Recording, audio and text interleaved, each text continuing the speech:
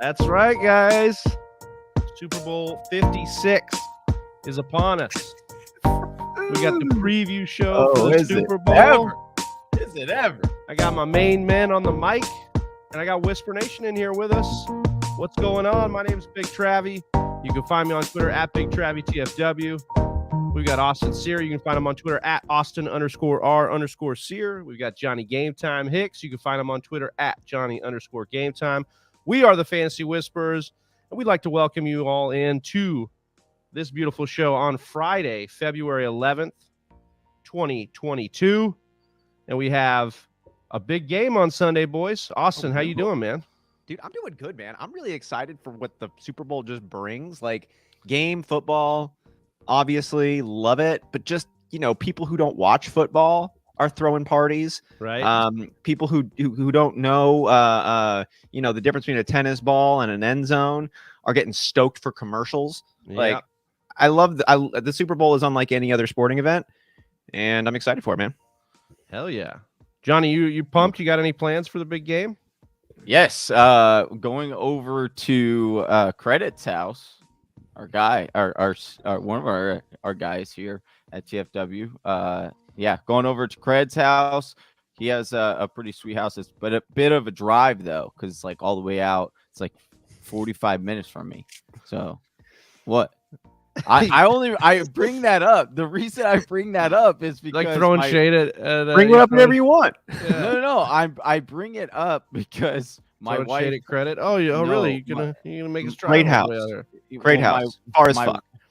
Well, it is. Yeah, but my wife also was like mentioning it this morning that she's like, I don't know if I want to go all the way out there because it's so far. And I'm like, well, we don't really drive that much. Well, at least I don't. So I don't mind it. And sometimes a nice long drive is good. Jason Hackward says, what's up? What's all going on? Jason, what's going on to everybody in the chat right now? Everybody watching around the world. What's going on, Whisper Nation? We appreciate you in here with us. We got a big show for you today. As we talked about, we're going to talk about the big game, of course, preview that. Austin, we're going to create a bet slip with Underdog Fantasy. So we're excited about that. We got a bunch of stats to dig into for these players. We'll maybe build a bet slip or two or three. We'll do whatever we want. It's our show. We're going to do it here. Johnny, we're going to talk a little bit about the jerseys. We're going to talk about a jersey that's behind you that's a little hidden that we'll be giving away for the month of February for our Patreon subscribers. Oh, wait, you're telling me there's a jersey behind that white thing? Oh, yeah. Yeah. Behind Johnny's the white thing, and then the white thing behind Johnny, too, is look at that. You can't see nothing. What's the jersey? You can't. Well, we can't tell you yet. But, Whisper Nation, if you guess the jersey. You're not going to tell me what the jersey is? Not yet, Austin. Not yet. I want to know it. This is the autographed jersey giveaway? Yes. We got a long show. We got a long show here. Well, I'm going to be wondering then for a long time. We got to build hype. All right. So behind that white thing, there is a jersey. This white thing. Yes. Behind the other white thing, there is a jersey. You don't know what it is, but if you guess what it is, we've got a very special prize for you. And yes, Austin, I know what you're going to ask. No, you can't know what the special prize is either yet. You guys going to tell me anything? No. Fuck. We are going to talk a little bit about these Super Bowl jerseys, and then we're going to tell you which jersey we're going to be giving away. And you might be saying, hey, how do I win that jersey? Well, you go to patreon.com/the Fantasy Whispers, or you click the link in our description. You sign up at the $10 level, and every month you'll be entered into a drawing for a autographed jersey from the NFL, from an NFL player. And maybe active, maybe legend, whatever it is, we've got it for you. And you can sign up over on patreon.com. But before we get into the show, guys, we're going to talk a little bit about news and notes and what's been going on. Also, I want to kick it to you here. We had the NFL honors last night. We had our guy Aaron Rodgers win his 4th MVP. Right. We had a couple other awards go down here. Anything surprising you? Anything big that you want to highlight out of the NFL? Well, let me just for the viewers listening, if you didn't get a chance to check it out last night, Whisper Nation, Aaron Rodgers, as Big Travis said, 4th MVP winner. There you go. Trails only Peyton Manning now, and he got the award from Peyton Manning. I thought that was pretty cool to see. Offensive Player of the Year, Cooper Kupp. Defensive Rookie of the Year, Micah Parsons. Offensive Rookie of the Year, Jamar Chase. Comeback Player of the Year, Joe Burrow. We're going to see him in the Super Bowl. Coach of the Year, Scuba Steve's dad, the one and only Mike Vrabel himself, and Defensive Player of the Year, TJ Watt. I'm thinking of these off the top of my head. Am I missing any other? winners on this one. They No, were man. easy for me to remember, dude, because I thought all of these were clear-cut choices. I thought that Rodgers, as many comments as I could share about him, and I will continue to, deserved this MVP award. I think all the other nominees were fine contestants, but I think that this was Rodgers. I think he deserved it. Cooper Kupp had arguably the greatest wide receiver season of all time, and I think that getting the Offensive Player of the Year makes a lot of sense. I wouldn't have put him in the MVP category, but I think Offensive Player of the Year is a perfect choice. Mike Vrabel, I mean, we talked about the Titans not being that good, yet having that first-round bye and the number 1 seed in the AFC. Losing Derrick Henry and having A.J. Brown gone for the majority of the season, I mean, Mike Vrabel really, really owns that. Jamar Chase, I mean, a historic rookie season. He's already an elite receiver, and he's a rookie. Like, it's amazing. And then Micah Parsons, kind of similar story right there. You like having him. I think he was a candidate for Defensive Player of the Year as well as Defensive Rookie of the Year as well. Yeah, so, I mean, that might be something if TJ Watt doesn't have the incredible year that he has. You're looking at Micah Parsons as Defensive Player of the Year and Rookie of the Year, Defensive Rookie of the Year in the same year. Obviously, very impressive. Jamar Chase, another rookie that's extremely impressive. We're going to see him on Sunday. Johnny, anything else stick out to you from the NFL honors? We talked about Chase here, Cooper Kupp. But yeah, there's a lot. I mean, the future's bright for the NFL. These young guys. Future's bright. I thought a couple of things that were interesting. Aaron Rodgers. I wonder, do you think he knew already? Because he did the 4. He flashed the 4 up at the Waste Management. Oh yeah, they were talking about that. Yeah. They also, that's a little interesting. I don't know. I personally, I think that Tom Brady should have gotten the MVP. Weird. I mean, that's a big weird. You think that Aaron Rodgers, and I could say the same thing about you. I'm being sarcastic. Here's the reality. Like, you've gotten in many a fight about this.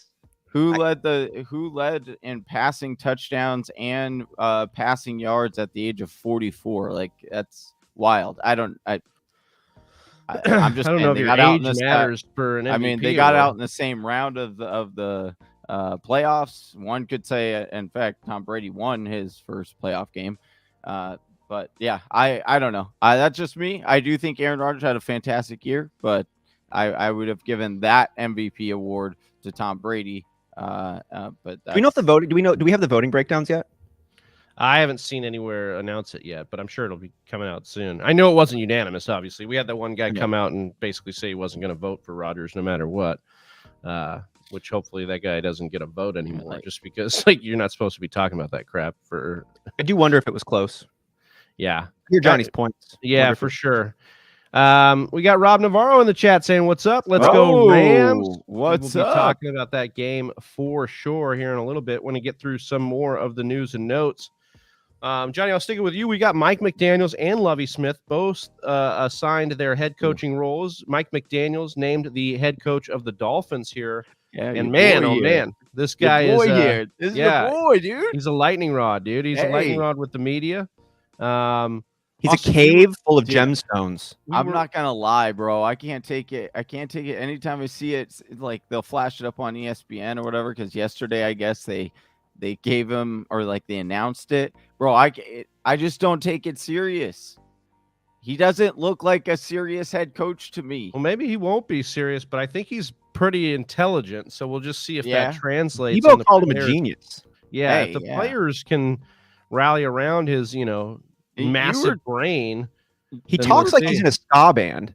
But I'm not saying he couldn't be like a good coach. He possibly could be, but like Big Trav was saying, he looks like a miniature or wannabe TFM, dude.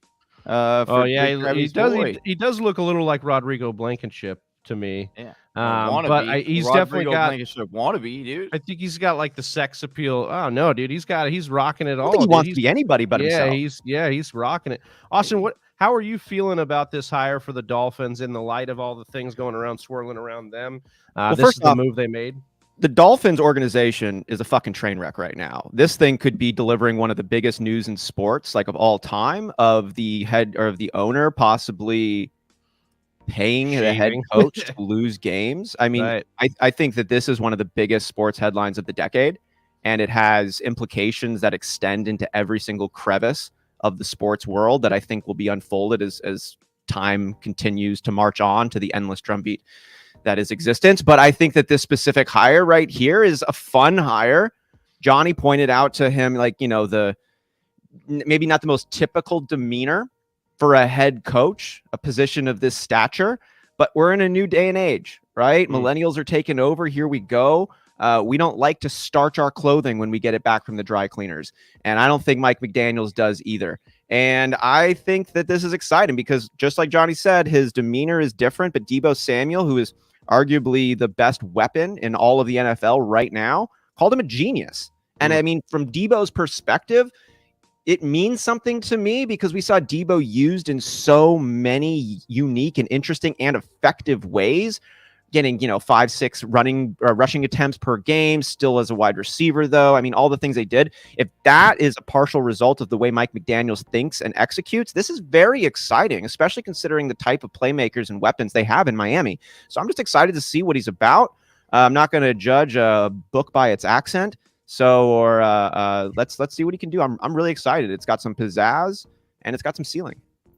Yeah, I'm really excited to see what this does and what Miami does in the free agent pool and the draft via their running back position, because this is a guy not only that is underneath Shanahan for these last few years, but has kind of followed him wherever he's gone and been a key focal point of their running game, which we know Shanahan, that's what builds his offense, is the running game. He's a running game wizard.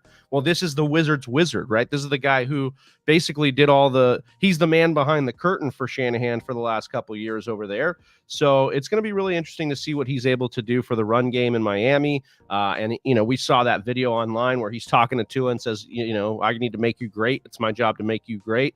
And so I think it's exciting. That's the first vote of confidence, and correct me if I'm wrong, guys, that this organization has had for Tua, that I felt like, they actually, at least it's the coach that wants to be all in on Tua, whereas Flores, that's nice. Was like, I want Herbert, and if you don't give me Herbert, then I'm going to spite basically, your guy Tua. So, yeah, I'm excited about this as well. I think it's going to build big things for Miami, but we'll see under the cloud of that organization. A similar organization with a cloud over them who hired a new coach. The Houston Texans have hired Lovie Smith after, back and forths about – I just have to say this right now. I'm a fan of big beards. Dude, Lovie Smith is rocking an excellent beard, and I just love the look of like a strong black man with a big, powerful white beard. I just think it's great. I wish my beard was white. I think it would look so cool. Look like Santa Claus. Yeah, well, it would work better. It's like when when a black man wears a really nice white suit, and then if I were to wear a white suit, I don't think it would come out the same. It's just a strong contrast, right, man? Like I'm trying to pull I love the color contrast, bro. Yeah. I'm with you 100%. I hope he kicks ass just so we can keep enjoying that beard for years. Hey, absolutely, dude. Lovie Smith was a pretty solid coach. Yeah, he had some good What's years. His background? He was a head coach there for the Chicago Bears a few years back in the Matt Forte. I believe took them to the Super Bowl. I believe he was the head coach that took them to the Super Bowl. Oh, Lovie Smith was Sexy Rexy. Oh, Sexy Rexy, dude. That took some coaching. Yeah, he's got some coaching chops there, and this was a pretty strong hire for them. You hope it's not one of those stopgap hires that they did last year. I think this is a good hire for them. We'll see what happens with, obviously, Deshaun Watson. Austin, I thought you brought up something pretty funny about when he was announced as the head coach, and there's fire alarms going off there, kind of a sign of the organization. But how are you feeling about this hire, Austin? I think it's a good hire as long as we just get our expectations in line. And I don't, the Texans organization is a really unique one, Travi. It's a new team, right? Like they haven't been around that long. They're the youngest team in the NFL, when they had the expansion that occurred. And the Texans, I think, actually have been a little bit better than we kind of give them credit for. They've been bad the last few seasons, but Bill O'Brien didn't have all bad years. And like they had a run there, where they were making some things happen. They never got deep in the playoffs. But I don't look at them as like a basement bottom feeder organization, even though the last couple of years, I think, has increased that side of their reputation. But I think this is a chance for them to turn it around is really what I'm looking at. And if getting over the Bill O'Brien trades, moving beyond the DeAndre Hopkins and the JJ Watt era, and now really taking with what you got here, and let's see how quickly you can turn it around. I think that Lovie Smith sounds like a really strong hire. I think the Texans have some decent pieces over there. And we've seen just from our Cardinals, really pick a squad, how quickly the Bengals, look at what the Bengals did. They drafted Joe Burrow #1 overall. You can turn a team around pretty quick. I don't know if they have all the pieces to make that happen, but I'm excited to watch him try. This seems to be like a against the grain hire for them. Finally hiring a guy that maybe is like heart and soul of the team. You're going to motivate players. You're going to be a guy that they're not going to be ashamed of the decisions Lovie Smith makes, I think. And I think that was a, heads up hire for them, as opposed to going with guys that are just going to be, either whether it was, David Culley, what they hired and just kind of moved on, or, Bill O'Brien before that was kind of a head case. So I think this is a really sound hire. I don't know if it'll pay off, and it'll depend a lot on Deshaun Watson and his availability and what happens with, the civil cases that he's involved in, and if he still wants to stay in Houston, if this was a hire that gets him somebody that wants to stay there and not demand a trade as he has been. So a lot of things still at play here. But again, Lovie Smith head coaching chops with the Chicago Bears, as we talked about, also with the Buccaneers. So he has the experience here. They said he's going to continue to call plays. And I think on the defensive side of the ball, we were actually really excited about Houston this year defensively in a lot of games that maybe they shouldn't have been in. So that was kind of, I think, why they hired Lovie Smith as well. Moving on to another big storyline we have that came out of Arizona this week, Kyler Murray with a big social media blackout, or, basically what looked to be from the outside, people saying that Kyler Murray was deleting. Well, it looked like he deleted everything Cardinals related and was, I don't know, maybe spurning or upset with the organization. Johnny, I'm going to kick it to you here for the inside take on this. How you feel about Kyler Murray, if you're worried about Kyler Murray ditching the Cardinals for baseball or any of these things like that have kind of swirled up with this social media situation. I mean, I do know that he's wanted to play baseball. He wants to be a dual athlete for sure. He's talked about it. I mean, since he kind of started coming out from college and said he was going to go to the NFL, he was even saying he wanted to try and make that happen if he could. I think it's all about nothing. I'll be honest. I think he's the type of guy that just he'll start new. And I think that's what he did. He just kind of refreshed his feed. And you also see people do this that's how who is it? I want to say it's either like Kanye or Jay-Z, something like that, where their Instagram, they normally only have one photo up, and then they only let it sit up there for 24 hours, and they what take about it him down. Unfollowing the Cardinals, though? I hear you on that, when they delete all of their photos, but I haven't seen them deleting all the photos and then unfollowing a specific member. It seems like the Cardinals were the only unfollow getting any attention. I don't know if there was more, but that one certainly got some headlines. Sure, he could be upset. There could be, because you look at Joe Burrow, right, getting Jamar Chase, right, a weapon. We do know that 2 years ago, that's who that is who Kyler wanted. He wanted CeeDee Lamb, right? Remember, he was pounding the drum for CeeDee Lamb. I think they went in a different direction, obviously, and it's looking like that linebacker position, it could be a fairly good pick, right? But would you have rather had CeeDee Lamb? Probably. So that could be, sure, he might be upset, just like Aaron Rodgers was upset that he didn't have some input. But we'll see. He still has 2 more years left on his contract. And what's up with them asking then, saying this is about a contract extension? Would it be probable for Kyler Murray at this point in time to be getting a contract extension with this much life still on his current one? Can they do that? They can, but it doesn't.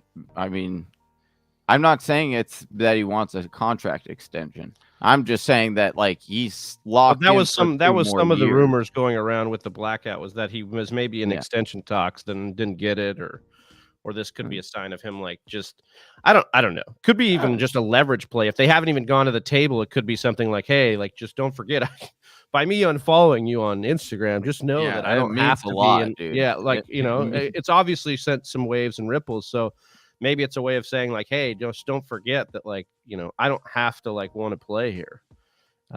It's not a guarantee that I want to stick around.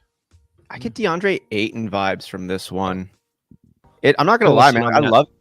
I love Kyler Murray, and I think he's one of the most talented young quarterbacks in the NFL, and he has a very bright future if he's committed to it. But I also think that he sees himself from his highlights, and he sees himself based on where he's headed. And I think the organization and a lot of other folks would look at his highlights, sure, but also his average and his lowlights, and then take a look at, where we know where you could go in a positive direction. We also know where you could go in a negative direction. And are we willing to pay you a max deal? You haven't given us enough confidence that your trajectory is pointing towards your fullest potential. And there's a chance where it points towards disappointment. And so if I'm the Cardinals right now and I look at the way that he's handling criticism, I look at the way that he's handling these lumps, I'm looking at the way that he's finished every single season he started in the NFL, I would like to see a little bit more before I shelved out a massive contract. And the fact that he is starting to play a little bit hardball, get a little prickly, it's not awesome. Yeah, and I think the other thing to think about as an organization, and if you're a young quarterback, is like, I understand you want maybe you want an extension with a couple years left, but this is honestly the best time for an organization to go and attack because they still have you under a short, a better deal for them. So, like, you should be behind. I mean, look, I'm not going to tell these guys what they should or shouldn't do, I guess, contract-wise. Like, you should maximize it whenever you can. You should maximize your opportunity whenever you can. But theoretically, it would be a situation where it's like, I see where the organization's at. Before they give me a mega deal, we have a couple years here of trying to get other pieces in place to go and make a run at this thing. So, I don't know. We'll see what happens. We'll see what the truth is, hopefully, in the coming weeks about what's going on here. Johnny, are you worried at all about him suiting up for you guys next season or being on the team or anything like that? No, not at all. I'm pretty confident he'll be on. Yeah. All right, another big one. Not so great news coming out of Las Vegas, and was Alvin Kamara being arrested for a battery charge in Las Vegas. Him and a couple others, really just wailing in on a guy, and this is just one, not something I expected out of Alvin Kamara.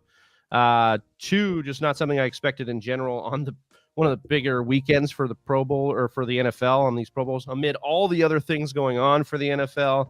And then, also I was just thinking about this, and it's like the timing of Sean Payton leaving New Orleans and then Alvin Kamara kind of showing up as this, menace to society kind of thing. I mean, what are your thoughts on this quickly? We don't have to dive too much into this, but I think there's just like a lot of negative stuff going on right now in the New Orleans Saints organization. And, you hear LeBron James talk about the fog that the Lakers find themselves in, trying to look beyond it. I see a similar situation for the Saints right now. You just lost your Hall of Fame coach. Moving on. He strapped you with a very high contract in Taysom Hill, which has some limitations. You still got Michael Thomas, who goodness knows what's going on over there. You're Alvin Kamara, man. Like, you've been amazing and incredible, but you had some injury concerns. Usually when injury concerns start popping up, they don't start going away. So you might be looking down the road and being like, how am I really feeling about where my ceiling's at? Are the best days behind me? Or are they still yet to come? For both myself, Alvin Kamara, as well as the New Orleans Saints offense and overall team. What is our trajectory? Are we able to contend next year? You don't know. And if you had to take a strong guess, you'd probably say no. Like, it's not a good situation. I could understand being very frustrated being Alvin Kamara for a lot of reasons. I'm frustrated today and I expect to be frustrated tomorrow. And that's tough. And so, like, people lash out, people do weird stuff. Who knows? He also has home stuff going on, and weird things can be variables in this one. So it's just clear that there's a lot contributing in a frustrating fashion from the New Orleans Saints side. You don't need to be a team psychologist to read that writing on the wall. And then who knows what else is going on. But I'm with you, Travi. I was pretty surprised by this from Alvin Kamara. I've always seen him as not that type of dude. And so I just hope that he's doing well. I obviously hope the man that he just beat down heals and is all right, and all of the emotional and physical damage gets he heals quickly and he is made whole and then some. And I hope the same for Alvin Kamara too, man. Like, I don't want to see anybody suffering, and I think somebody who would do something as egregious as that is suffering in more ways than one. Yeah, it's like more about like what else is going on for AK, here, if that's the kind of lashing out that's happening. Johnny, do you think that Alvin Kamara is done in the NFL? I mean, we don't have any video footage of this, but I just think, where is this at as far as a suspension in your mind? And do you think we see him, let alone for the Saints or any other organization? Yeah, I think he's still going to be under. I think that the Saints are going to keep him. He probably will get maybe a 4-game suspension, in my opinion. Maybe there is video, and it looks a lot worse. or there is video, right? Like there, but it hasn't been I released. didn't see video. I saw footage, like a picture of the man. I don't know. There Right. could be video. I don't wanna think speak on the it. latest that I had seen or read, like that there was a detective that had seen the video, and because Alvin Kamara was saying that he was running away from the guy, but it was very apparent that he was running towards the guy and definitely hit him.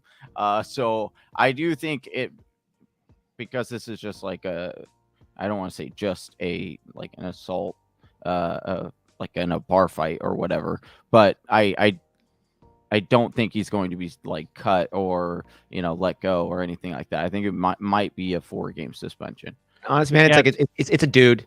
Like honestly, Yeah, that's what I'm saying. It's not a domestic, right? So at this point, a woman. Probably it's probably. I think if that were the case, I think then we would be talking that. But Do It 420 says, "Hey up? guys, what's going on? Do It 420, what's going on, brother?" If you notice 420, maybe you get a guess in here. Behind Johnny, we have a jersey. It's hidden right now. If you can guess the jersey, you're going to win a special prize. That goes for Rob, Navarro, and Jason as well that are in the chat. We don't know what jersey it is yet, and we don't know what that special prize is, but stuff is coming down the pipeline. We're gonna reveal both of those things as the show goes on here. Well, we do autographed. Well, I do. Yeah, we do. I don't know. Austin doesn't know. These guys won't tell me, and I'm sick of this shit. What jersey is behind the paper? Tell me. Can't tell you. Is it Alvin Kamara? No, it's not Alvin Kamara. Thank God. Oh man. God. What are you doing with Alvin Kamara in Dynasty? One last thing here. Are we holding Alvin Kamara in Dynasty? Are you trying to get out of it before the suspension? It's an interesting point to trade him right now if you could. Like, no, I'm with Johnny. Like, I don't think... get him. I'd go get him. You'd go buy him low right now? Yeah. See if you could buy him low? Yeah. I mean, this team is going to be trash. Like, it might be a good time to get rid of him anyways. I mean, it could be. Yeah. I mean, I'm fine. Like, I don't know. I think it depends on where you are. If you're going to compete, if you're going to compete, for a championship, if your roster's in that kind of area and you just need that P, I think I would go right now and try to get Alvin Kamara, because you could get him obviously with this. His stock's a little down right now, but I do think that it wouldn't be a terrible idea just because of the mileage and how he is getting up there. New coaching regime, so who knows how they use him. Whew. Some stuff to be had. Stuff to come out here on Alvin Kamara. Do It 420 asking if he just guesses in the chat straight up to get that special prize for guessing the correct jersey. That is correct. Drop it in there. Guess for a chance to win a prize. Woo! That's a good one. Jamar Chase. It's a good guess, Not though. Jamar Chase. That was a great guess, though. That was a great. You're getting guess. warmer. You're getting warmer. I guess, because you you would have just been dead cold if you didn't guess. So you're at least warmer because you guessed. All right.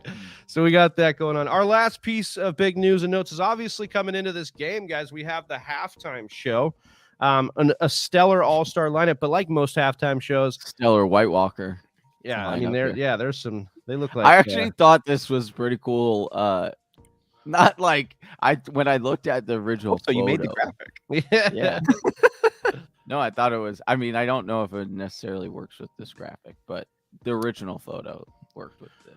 For those of you that don't know, we've got Kendrick Lamar, Eminem, Dr. Dre, Snoop Dogg, Mary J. Blige, all set to perform together at the halftime of this LA-based how long is this halftime? Super Bowl. I don't know. They're usually 20 minutes, but they'll probably be a little bit more. How are they going to fit 5 people like that? They'll do like a medley, I'm sure, of like 2 songs each or whatever, or they'll mash it up. They just do like 2 bars of. Yeah, exactly. Yeah. They switch pass it on. It's like they're going to rap battle for a little bit, and then.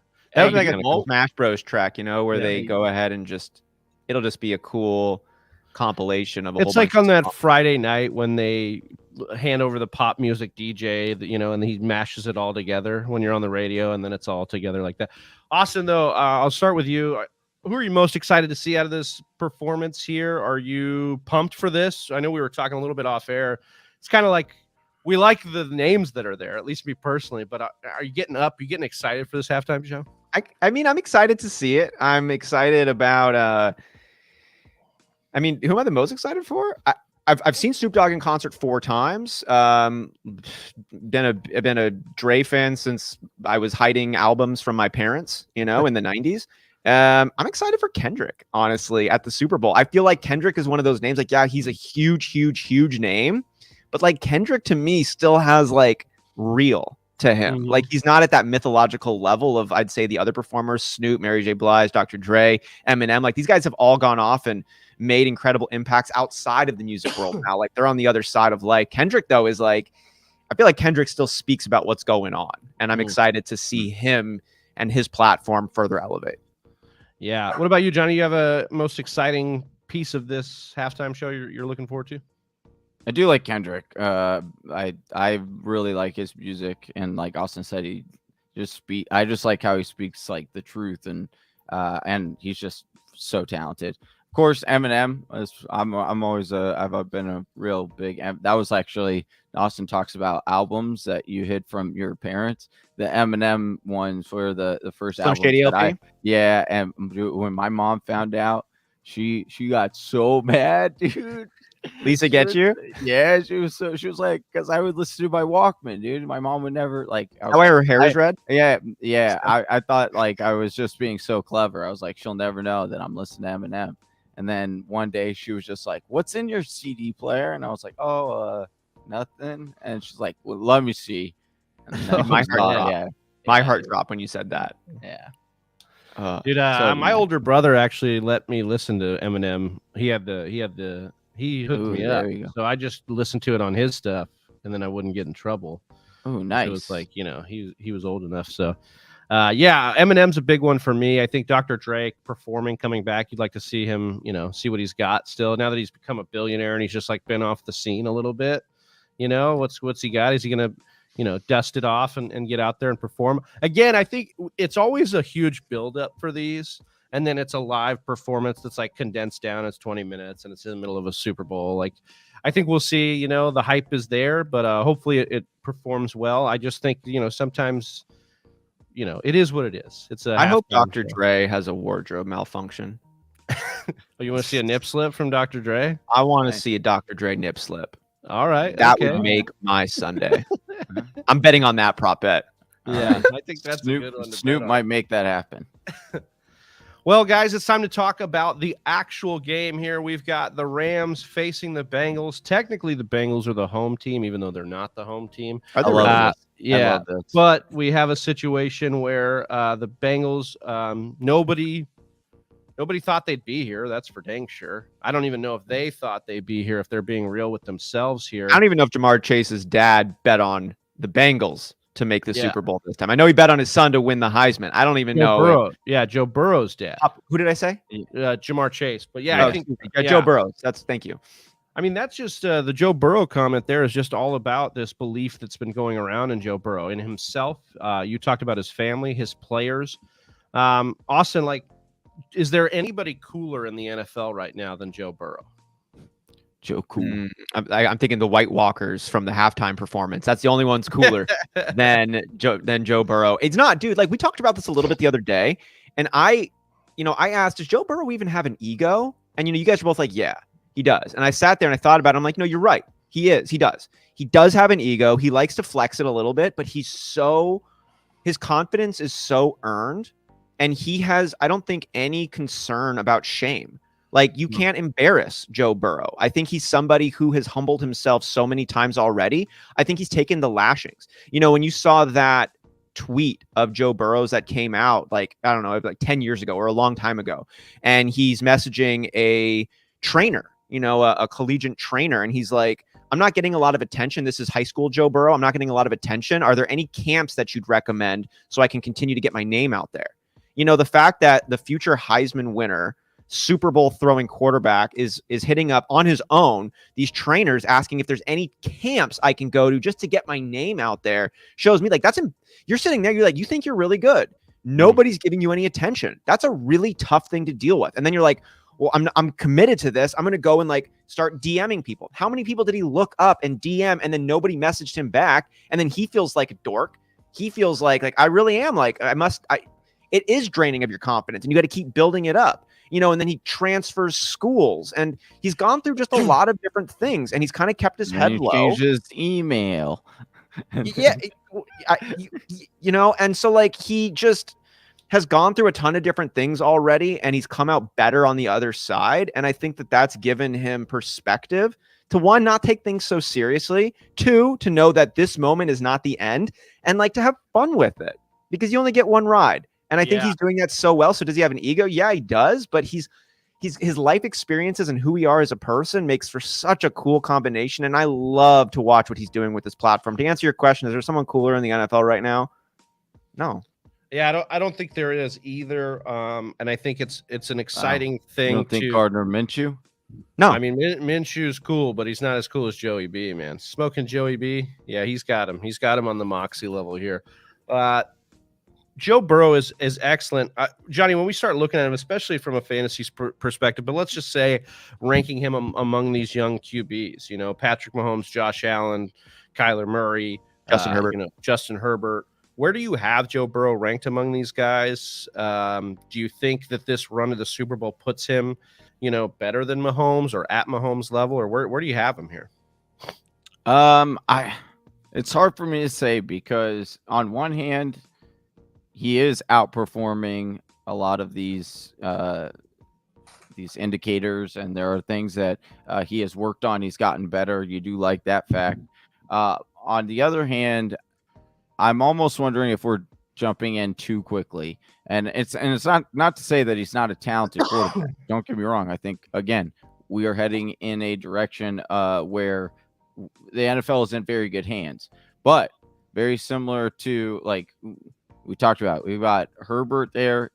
Bley, you've got Kyler there, whether we want to talk about it or not. Kyler's had stats that are very wild when you look at what he's doing. Lamar's been an MVP. Lamar's been an MVP. So it's just like, I don't want to kind of like to take, Green's words out of his mouth. Like, I don't want to crown his ass too early, like I don't want to say, hey, he's this great quarterback, X, Y, and Z, when like he could be having just a really great year.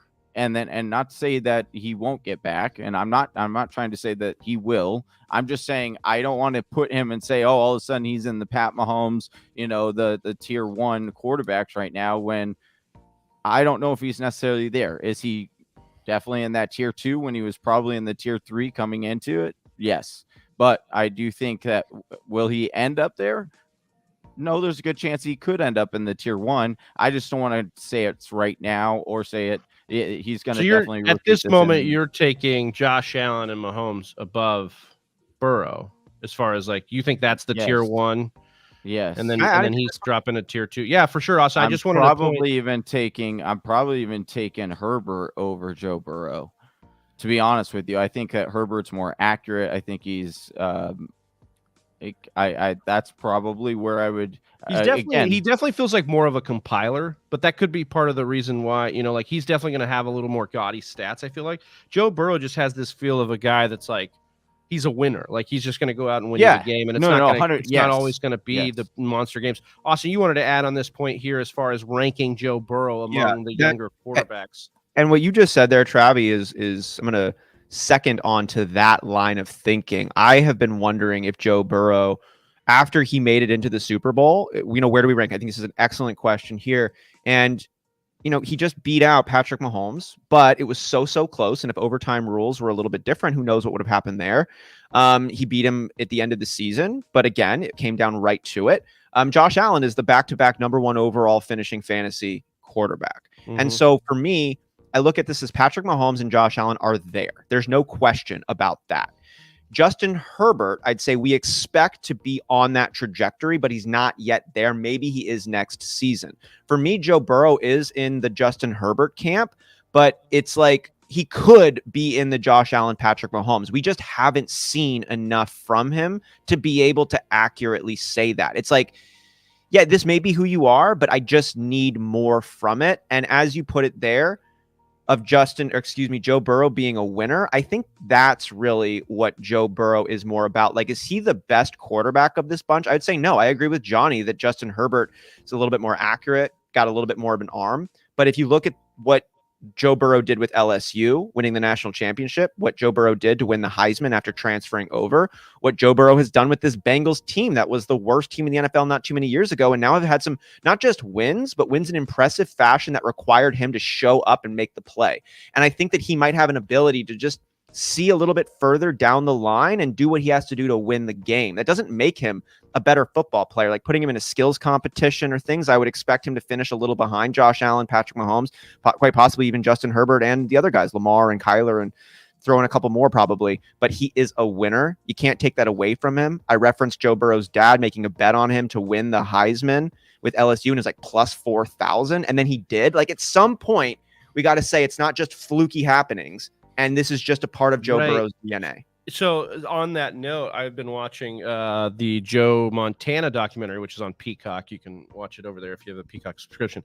And that's who Joe Burrow kind of, I don't want to crown him too early either, but that's who Joe Burrow kind of reminds me of as Joe Montana, being that he's not the biggest physical specimen at the quarterback. He doesn't have the craziest deep ball. Like, I mean, he has these things in his, but the thing about that separated Joe Montana is when the game was on the line, they went to him and he won and he did these things. And even every time in his career, his back was against the wall, he did it. And I kind of feel that a little bit in Joe Burrow, where it's like they're testing him. I think it's incredible what Joe Burrow has done. Not just that he's gotten here in the soonest of any quarterback drafted #1 overall. So he's been there the quickest with 2 years, but he didn't really have a full rookie year. He got hurt in the middle of his rookie year. Like, we're not talking about that enough. The comeback that it took to do that and then be in the Super Bowl the next season, I think, is remarkable. We could spend this whole show talking about Joe Burrow and what he's done. I will save Whisper Nation from that so we can kind of keep moving on here. But I love what Joe Burrow's got going on here. It's going to be an interesting thing here to see if he can be the first quarterback ever to win the Heisman, to win the national championship, and then to win a Super Bowl. That's what's on the line for Joe Burrow. Is it a Joe Burrow jersey? Yeah, I know. Do It 420 said that's would have been my guess. Keep it on the hidden jersey. It is not a Joe Burrow jersey. No. But that one would have broke the internet if we had the Joe Burrow jersey. Man. That would have been an excellent one as well. But moving on from their awesome quarterback, because I love the meme that came out and it had the Rams, offensive line check, wide receivers check, all these different things why the Rams are better, and then it said Joe Burrow was for the Bengals. But we'll see how that gets down there. Johnny, I wanted to ask though, seriously, on the other side, like we talk about this as far as an offensive weapons, do we like the Bengals a little bit more than the Rams as far as offensive weapons? We look at Jamar Chase, T. Higgins, Tyler Boyd, Joe Mixon. Do you like that setup better than what the Rams have going on the other side? I think they're very comparable. Like I like both sets, right?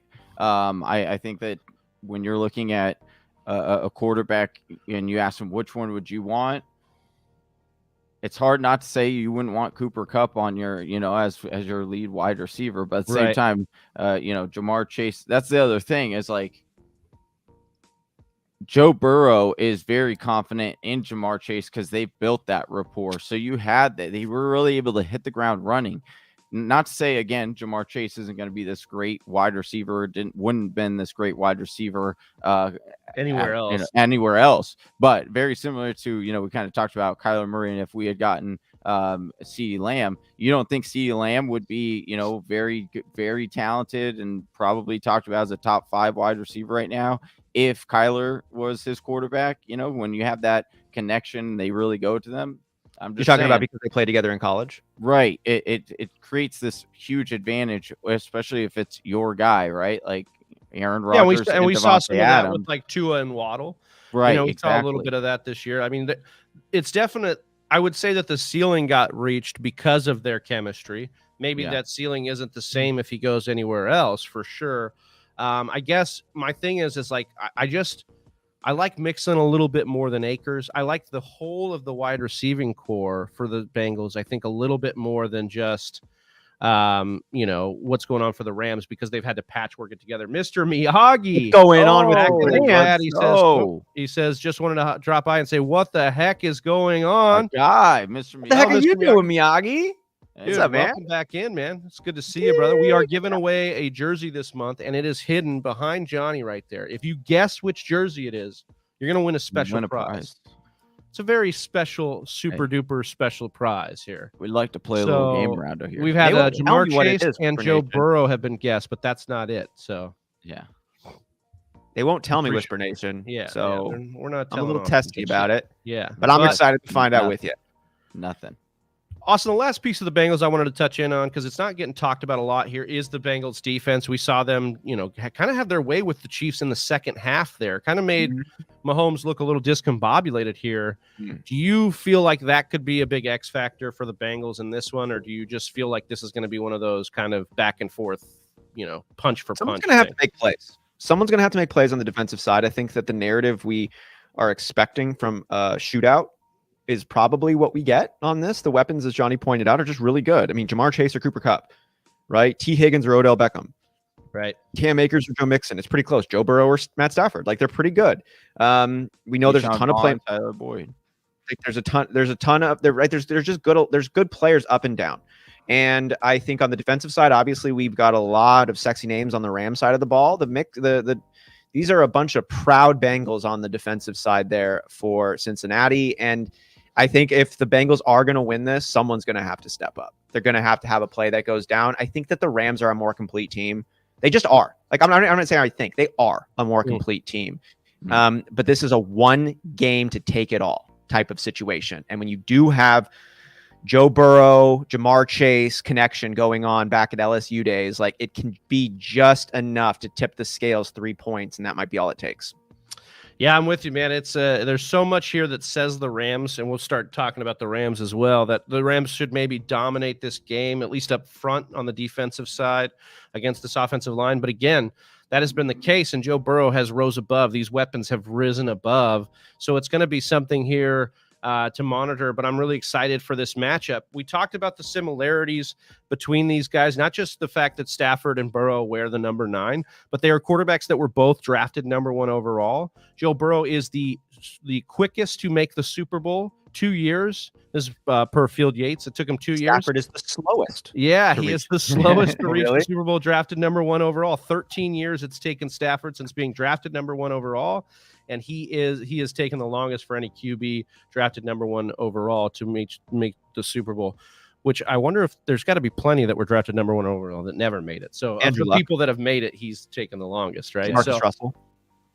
Was it Ryan Leaf was drafted number 1 overall, right? Marcus Russell was as well. Yeah, so but I'm excited for Stafford here as a guy and a Packers fan that has watched Matt Stafford in his whole career kind of threaten us, but not really threaten us. Just be enough to kind of strike the fear of God in you in a comeback drive, but never really win the big one. He came in this huge run for he's not only done amazing things here and kind of curbed his mistakes, but he's beaten Tom Brady on his way to getting into the Super Bowl here. This Rams team, Austin, has essentially gone all in, and not just with Matthew Stafford. We saw them pick up OBJ, pay fat contracts, and trade for Jalen Ramsey a couple years ago, get Von Miller this year. They kind of have to win this Super Bowl, right, Austin? I mean, that's kind of where they're at with this. I mean, I don't know what the limitations of the Rams truly are, because they just keep picking up playmakers left and right. And we make the jokes about, did you find a bag of gold when you were excavating for SoFi Stadium? Like, how do you guys keep making all of these things happen? We always joke about it. The so-and-so is X figures above the cap. How's it going to work? I'm like, I don't know how the Rams work and it works. So, like, go explain that situation to me and then get back to me over here. So, like, I don't know. But they keep making it happen, and this team is really good. And I don't know how many pieces they lose. Like, Jalen Ramsey is still probably the best corner in the NFL. Aaron Donald is probably the best defensive lineman in the NFL.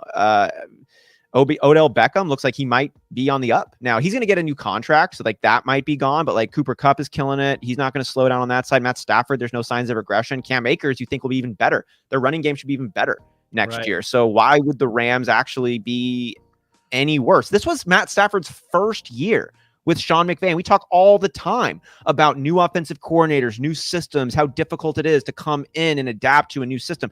Stafford's been playing in the same place for over a decade. He comes in year one. Is it in the Super Bowl? Like, no, I don't think this is one and done. I think the Rams are a force, and they will be for the next several years. Yeah, and it's not so much that like I think that they're done as a team, they'll blow it up. There are pieces that will change, of course. I guess what I'm trying to get at is you go all in, you better win here because it's not guaranteed that they'll be back in the Super Bowl next year. They could be a contender for sure.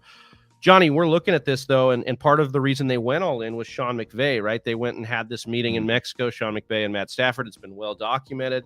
They have this meeting, and then all of a sudden they trade for Matt Stafford. This is now McVay's second Super Bowl in 3 years. How are we feeling about this team versus that team that played the Patriots and could not put up points? Is this team that much better than that team and enough to get it done? Do you think they get it done here? I think a big part of it was, and Sean McVay kind of talked about this, was Sean McVay wasn't ready for that. Going against Bill Belichick. Bill Belichick really outcoached him in that game, and he talked about how he just basically got it handed to him because Bill Belichick was kind of just that good. And I just think that experience is going to really help him this year. And I do think, you talk about when you're looking at how this could be, kind of played out, I think the Bengals only really have a shot if they get out early. If Matthew Stafford throws a pick six early and then the Bengals are up in this game and then they can kind of, dictate the pace and the game flow. I think because of this pass rush, if it's like a 10-point game, I think it's over. Because I think with this pass rush and Aaron Donald getting after that D-line, think about this. The Titans had 9 sacks on Joe Burrow, and their D-line is nowhere near as good as this D-line. And I don't, yes, they could, they could hang with Tennessee because we're talking about Ryan Tannehill and Derrick Henry first game back. This offense for the Rams is way different than that Tennessee. It's way more explosive and can score. It's like if you would have given the Rams that game script, the Rams get it done, right? Like they don't blow it like the Titans did. Exactly. So it's like my heart wants to say Joe Burrow and root for the Bengals because I want it to be a great story, but I just I put on my football goggles, I'm just like, I don't see a reality where the Bengals win this game against the Rams. I think the Rams are so good. Like they're really good on both sides of the ball.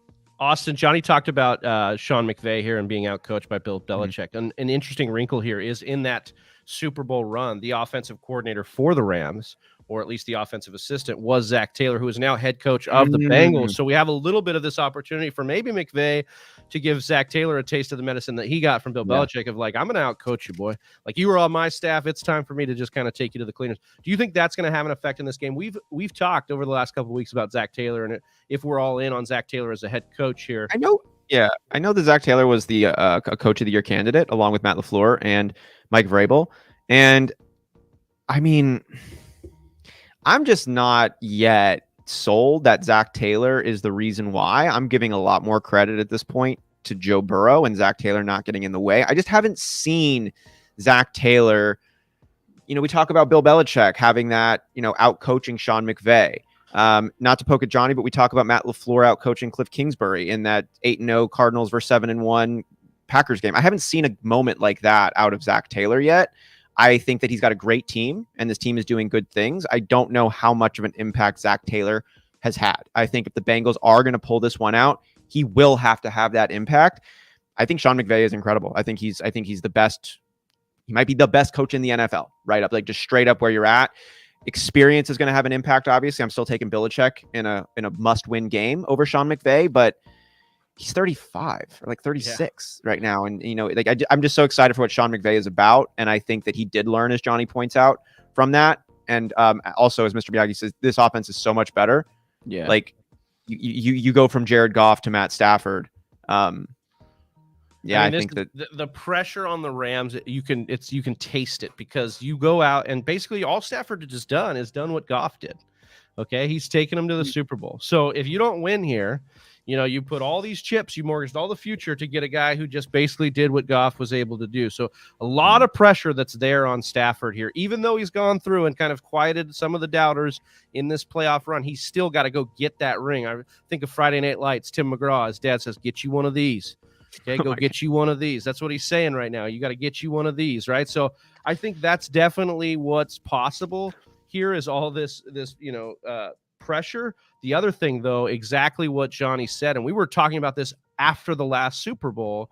McVay came out and said, look, I am going to be better from this. I will learn from it. And he said it right after his loss. And he said, it is on my mind. And he's done nothing. This organization has done everything to build the team to get back to this point. So we'll see what the Rams do. I'm kind of with you on that as we get going through here and make our picks here. I'm going to take the Rams here in a 28-24 win over the Bengals here. So I'll start us off with that. I think the Rams get it done. They do 4. Yeah.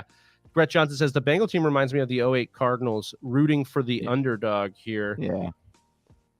I could see a situation like that. They definitely are an underdog. I don't know how much of an underdog given how much crazy stuff they've already done this year. The Bengals is just, they're just like they're not as much of an underdog as I think you would think they were if you were coming in blindly to this game. Yeah, exactly. I don't know. I'll just think that Joe Burrow's magic. Yeah, we all just are believing in presto magic here from Joe Burrow. I mean, we said it going back to that first game when the Bengals played against the Raiders. There's a lot of, when I sniff around, I think this could be one of the Seattle Denver Broncos kind of. Oh, just like a route?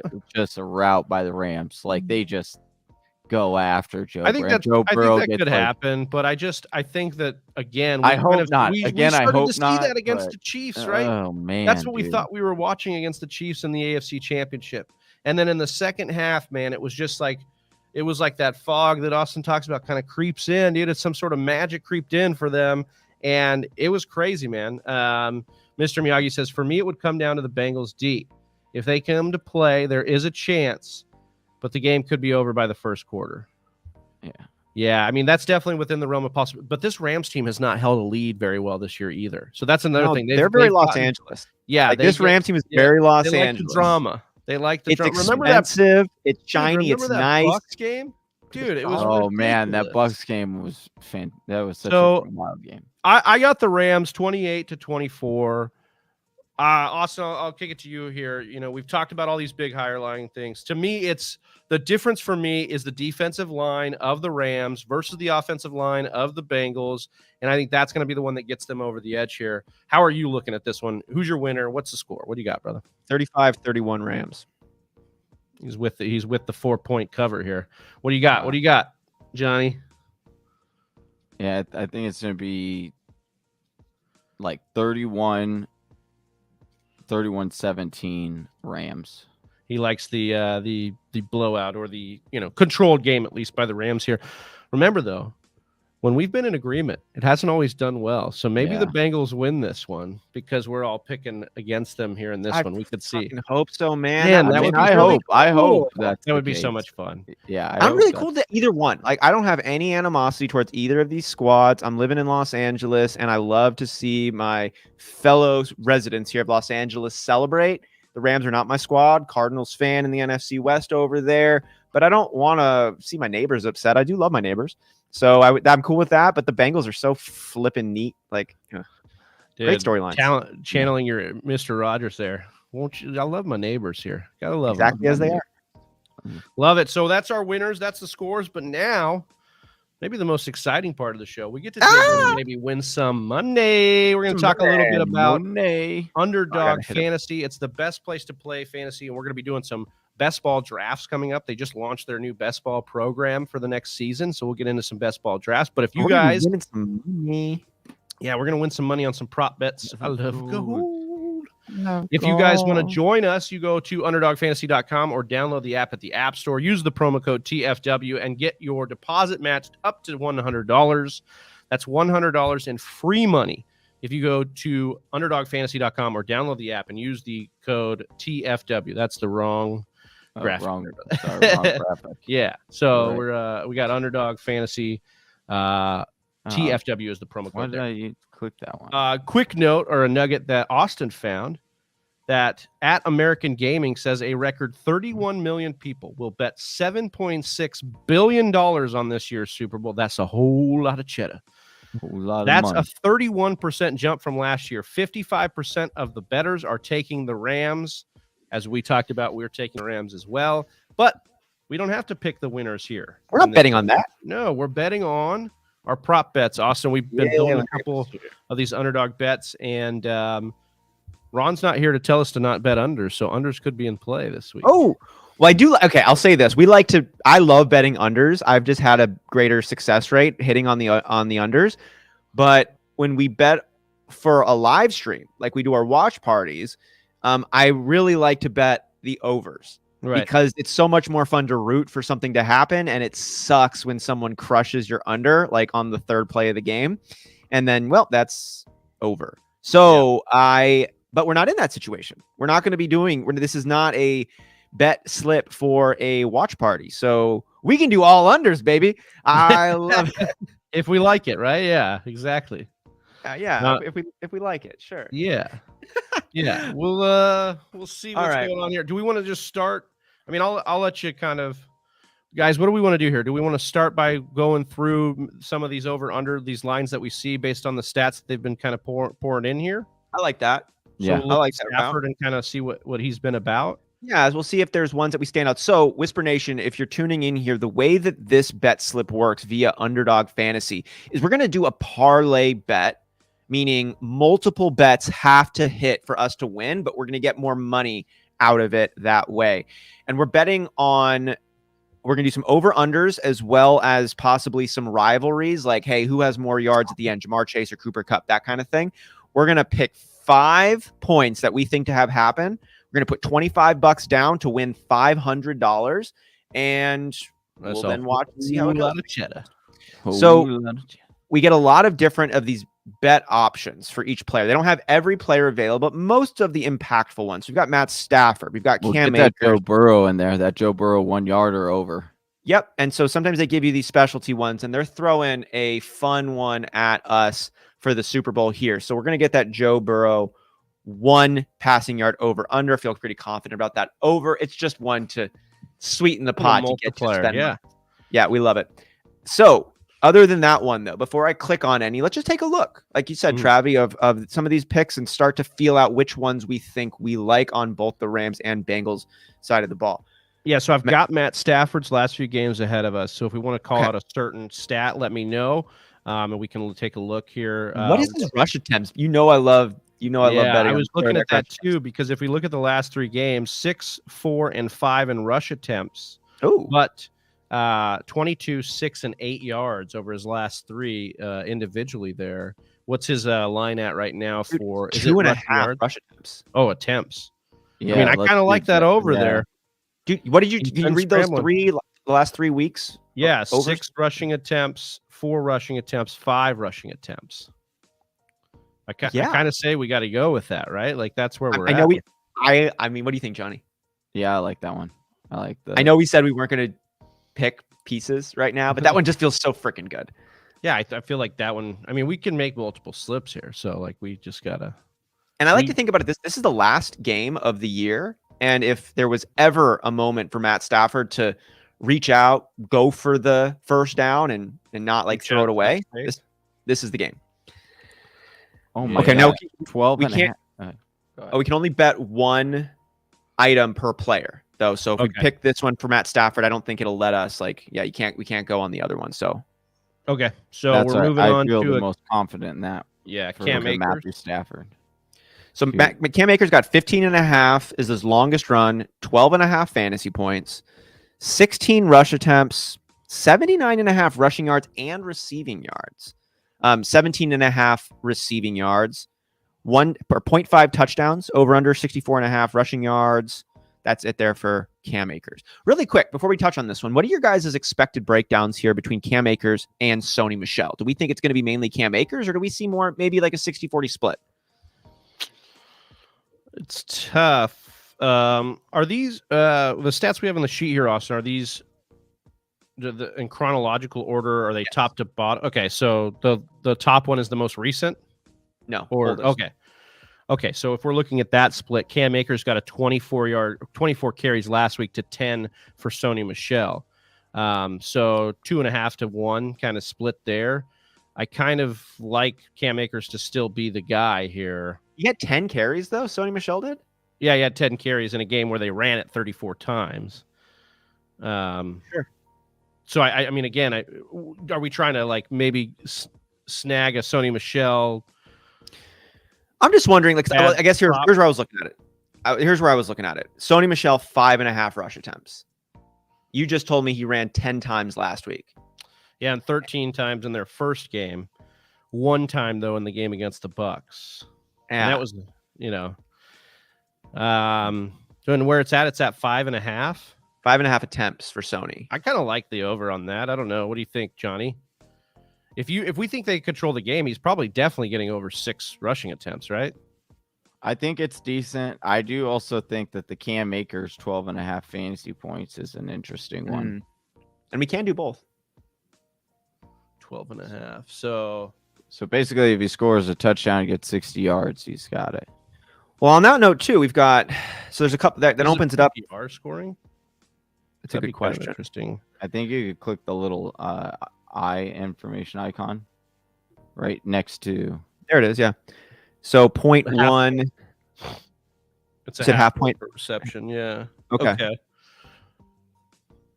And what he's got, he doesn't really get. He got 3 last time, but yeah, he doesn't get a ton of receptions. 1 to 2. So I think Cam Akers could score a rushing touchdown in this game. And there's a half. There is. I mean, you do get a 0.5 rushing or receiving touchdown. Prop bet is available. So I guess one of the Cam Akers, that's kind of interesting. Johnny, which one, if you had to bet on Cam Akers, and just to get a feeler here, do you think it's more likely he breaks a 16-yard run, gets more than 16 rush attempts, as you said, gets 13 fantasy points or more, 1 rushing or receiving touchdown, or then 65 rushing yards? If you're kind of liking him, which one of those do you think is the most likely Cam Akers over?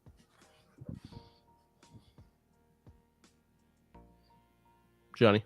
Yeah, I'm trying to. I'm just trying to decide. I do. That 16 rushing attempts is right there on that edge. That's why I do like the Cam Akers 12.5 fantasy points. I just think that's. Maybe we can think about this one a little bit. I'm kind of feeling like the Cam Akers ones are kind of good. Iffy? Yeah, like you like the bar they've set there for him. Yeah, it makes it tough for me at least. Yeah, I mean, his rushing yards is something that like is not a good one that they. What's his rushing yards been the last couple of weeks, Travi? 48, 55, 48, and they've got him all the way up at 64.5. So it's like I want to stay away from that. Unless you're thinking under. Yeah, I mean that's a tempting one there because it's like he's hit the under, but I do think that Akers is probably going to be involved. And again, if we think the Rams win, and even one of us think that the Rams control, that's a situation where Cam Akers is probably going to be a focal point of the offense in this game. Yeah. Wait, did they just change did they get rid of our Matt Stafford? It's like they knew, man. They don't have it at all. They took it away. Come on, man. Oh no, it's back. We're Okay. back. We're back. We're back. We're back. We're back. We're back. Dude. Okay. Good. It was just I wanted to get this Cooper Kupp one back on. Okay, so maybe let's just pause a little bit on the Cam Akers one. Then we got a lot of other players we can take a look at over here. For sure. Cooper Kupp, 31.5 yards, longest reception, 107.5 receiving yards. That's a meaty day. 20.65 fantasy points or 8.5 receptions. I'll just say it. I think that Cooper Kupp can hit all of these. They're meaty numbers, but they're kind of on par, which is not where I like to take my betting. But do you guys see anything in here that's I actually right kind of like the over on the 107 receiving yards. Last 2 games, he had 142 and 2 touchdowns last week or 2 weeks ago, 183 against the Bucks. They did have 61 in their first playoff game against the Cardinals, but that was a game, remember, they blew the Cardinals out, didn't really need Kupp in that game. I kind of like him to hit over 107.5 yards, but that might be too meaty of a one that we just don't want to, like, there might be more juice somewhere else, but I think I kind of like, taking a stud and picking the stud to do his stud things, kind of, I feel that. What do you think, Johnny? That's a lot. Yeah, I know it scares you guys. I know. If I'm doing it, sorry, if I was going to go in the Cooper Cup direction, it'd probably be the 8.5 receptions. Okay. Yeah, I think that one's too much. You think that's too much? The panel is obviously. The yeah, panel I think maybe if we could go on to. Maybe we're gonna find some. Maybe we'll find some unanimity. We're gonna go with it over in another place. Odell Beckham's got 65.5 receiving yards, 22.5 is his longest reception, and 11.65 fantasy points. I'm so tempted on the under. On the under? This. Yeah, for the longest reception. Oh, do you think he's gonna get a 23-yard catch? I don't. Of course, there's a chance. Of course, there's a chance. But like, that's a pretty big play. I like those ones that are like over in one play, though. I don't know. Maybe that's just a in my head thing. I wonder what I think that's a pretty big play. I like his over on the receiving yardage. I don't hate it. I think what has he been cooking this playoffs? So he had 113 in the last game, 69, nice in the game before, and 54 yards before that. So 2 out of the 3 games he's eclipsed this receiving yard average. I think he's probably playing better too. And again, I think the numbers are low in that Cardinals game because again they kind of took control of the game and never let it go. What do you think, Johnny, for Odell Beckham? Any of these ones stand out to you?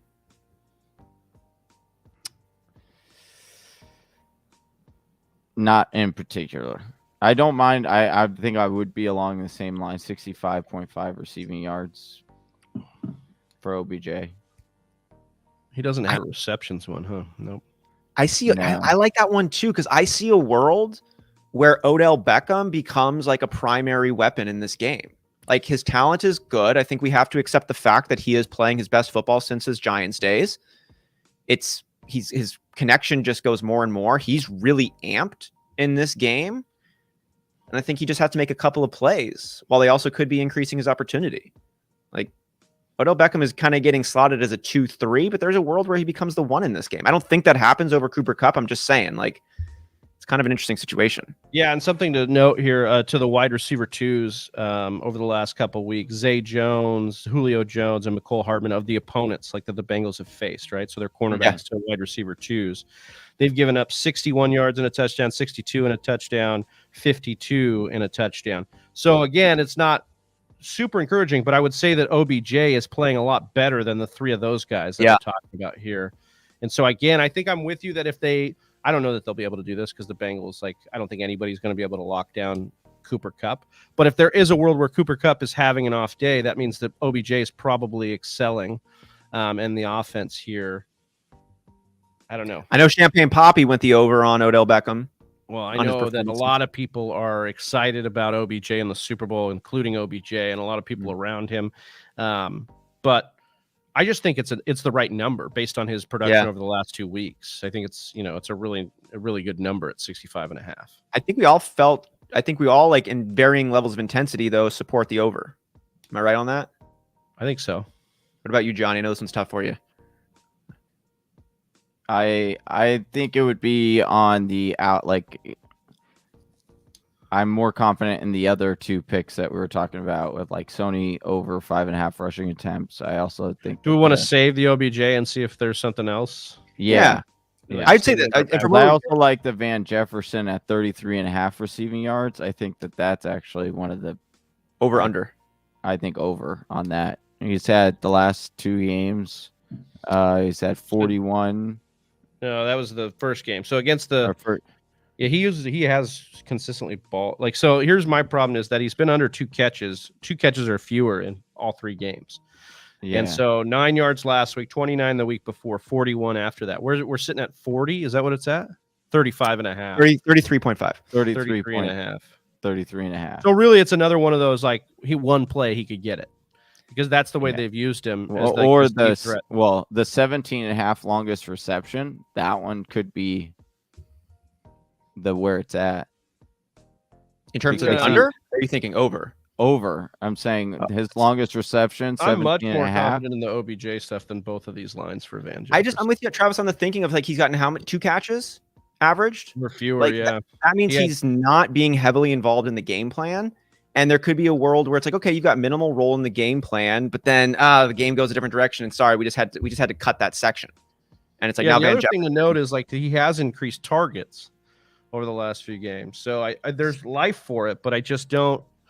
I'm more trusting in OBJ as a more pure weapon for this offense what's Van Jefferson's yardage been in the playoffs? So 41 in the first game, 29 in the second game, 9 in the most recent game. Okay. So it's just not 2 out of the 3 times he's gone under this. Yeah. Okay. Yeah, that one's kind of tough. No line for Higbee, huh? No line for Higbee. I love how they put Joe Burrow in his getup. I know. I love it too. I think we broke this one down, guys. I'm with Johnny in the sense of like I like the Sony Michel after we broke this one down. I'm liking the Sony Michel over on these rush attempts and the Odell Beckham on the receiving yards on the Rams side. These are the ones that are standing out to me the most in terms of what I think was like. Johnny, you like the Sony Michel over on the rushing? Is it rushing attempts or yards that we like? Over the 5.5 rushing attempts. We're good on that. Yeah, I like that one. Okay. Cool. And maybe we'll pause on the OBJ score a touchdown. I think so. I think so. I think he could. He's scored a lot of touchdowns since he's been there, and he hasn't scored in the last 2 games. We don't have any. We don't have any prop bets on touchdowns though. No. As far as what I'm saying is instead of doing the 65 receiving yards, we go with the 1165 fantasy points, which would knock it only down to only having to have them score 5 or like 50 receiving yards, which is like I think a safe bet. And then I do think he has a good chance to score. I just noticed you guys got this music playing in the background still. Oh, we got but that's just what I'm vibey music. But if you guys want to go over on the OBJ, then I feel what you're saying there. Of like, I'm just that kind of hedges it, I guess, a little bit. It's like if he underproduces on the yardage, but he still needs a touchdown. Yeah, not necessarily. I mean, but he could put up no, because if he gets eight, like. Let's say he gets 8 targets, right? I think he would have it, right? Because you get half point per reception. So let's just stats. What do you think? What do you think he would just without looking at any over-unders, Johnny? How many receptions, yards, and you do think he gets a touchdown? How many receptions and yards do you think he goes along with that one touchdown? I think he gets 6 to 8 receptions. Okay, so that's like 3 or 4 points there. I think he gets 50 yards, around like 50, 55 yards receiving. 8.5 points, and then you still have to score to get us to 11, right? Or to get us to 12 or whatever we're looking at, but. That just I hear you. It's just like we need the receptions, we need the yards. I might be too touchy-feely here, but I love big time players make big time plays in big time games. And I think OBJ is going to have I think he's going to have a game in the Super Bowl. I think that fool's been waiting to be great his whole career. And I'm with you on that. I think he's like I'm loving that narrative that he's going to come in and have a big game here. I don't know. I think it's likely he has a good to a great game, and I think either one of these would satisfy that, the 65.5 receiving yards or the 11.65. I feel like if you're asking me which one's more fun, the safest one I think is the over on the receiving yardage. But if you're asking me what's more fun, I do think the OBJ on the points is more fun. I do too, but I think winning money is even more fun than making a bet. So I would lean towards. I'm looking for the safe ones here. That's what I'm looking for. And if we were doing it on air for a watch party, I'd say let's go for the fun one. But we're not going to be doing this on air, so I just want to go as safe as possible. These are my head's at. Travis going with this hard on OBJ. All right, let's go ahead and pause that one. We've got 3, so we've got 2 more that we can make a selection on here before we get to our jersey giveaways. We have to do our jersey one Bengals one, for sure. So let's move on over to the Bengals side of it. We can't bet on Joe because we've already got a Joe bet going. Yeah, I guess I'm pretty sure that counts. So yeah, we can't do that. Can't do Joe. So Joe Mixon would be the next one. The other Joe in the building. 63.5 for rushing yards. 15.5 is his longest reception. 15.5 fantasy points. 16.5 rushing attempts. 4 receptions. 13.5. I got a lot of ones. 13.5 yards longest run. 92.5 rushing and receiving yards combined. Half a touchdown over under. And then 26.5 receiving yards for Joe Mixon. Wow, they give us a lot of options for the receiving Joe yards. Is not. I think both the rushing attempts and the receiving yardage are numbers I like here. I did too. I think the receiving yards big time. The receiving yardage, I like the last yard. 3 he's had are 28, 51, and 27. Really quick, Mr. Miyagi. We'll see you Yay, later, what's up, my brother? dude. See you, man. Thanks for stopping in. Appreciate you. We're going to be getting mock draft and a bunch of stuff going. We'll get mock draft stuff going in March for sure. Come back with us. All right, so I like that one too. Travi, can you tell me quickly what the playoff run for Joe Mixon has been receiving yardage wise? Yeah, 28, 51, and 27 over his last 3 for. So he's broken the over in every single matchup.